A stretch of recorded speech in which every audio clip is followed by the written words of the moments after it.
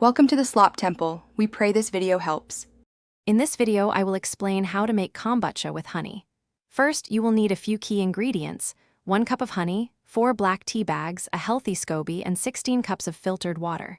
Begin by boiling 4 cups of water and steeping your tea bags for about 10 minutes. Remove the tea bags, then stir in 1 cup of honey until it is fully dissolved. This creates your sweet tea base. Next, add 12 cups of cool, filtered water to bring the temperature down. Now, it's crucial that your sweetened tea is at room temperature before proceeding. If it's too hot, it could harm your SCOBY. Carefully pour the cooled tea into a clean, 1-gallon glass jar. Then, gently introduce your SCOBY and 1 cup of starter liquid from a previous batch. This starter liquid helps establish the correct pH. Cover the jar with a breathable cloth, like a coffee filter or cheesecloth, and secure it tightly with a rubber band.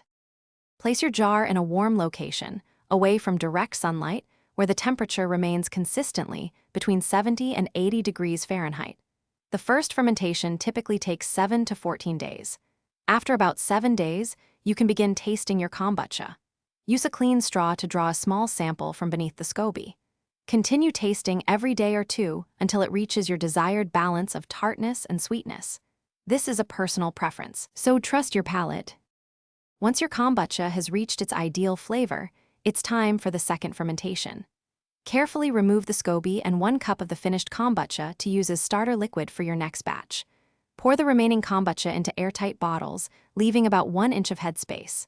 Now, you can add your favorite flavorings, such as fruit, juice, or herbs. Seal the bottles tightly and let them ferment at room temperature for another 2 to 5 days to build carbonation. Thanks for watching. Consider subscribing if we helped you.